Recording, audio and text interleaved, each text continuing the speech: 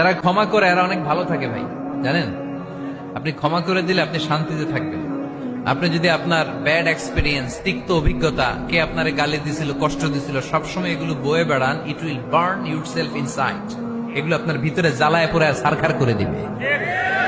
আর যদি ভুলে যান, জায়গায় মাফ করে দেন, তাহলে শোধবোধ সব শেষ। আমি আছি শান্তিতে, ঠিক কিনা? আমরা শান্তি চাই কি চাই না? আমরা অতীতের এই কষ্ট বুকে নিয়ে আর চলতে চাই? সমাধান একটাই, ক্ষমা করে দেন। স্টামফোর্ড ইউনিভার্সিটি, ক্যালিফোর্নিয়ার স্টামফোর্ড ইউনিভার্সিটির একজন প্রফেসর ফ্রেডরিক লাস্কিন, ওনার একটা আর্টিকেল আমি পড়েছি। ওখানে উনি গবেষণা চালিয়েছেন, অনেক মানুষের মধ্যে গবেষণা চালিয়ে দেখেছেন যে যারা অন্যরা ক্ষমা করতে পারে না, এদের রোগবালাই বেশি, কষ্ট বেশি। আর যারা সহজে ক্ষমা করে দেয়, এরা সবসময় শান্তিতে থাকে। এটা পরীক্ষিত।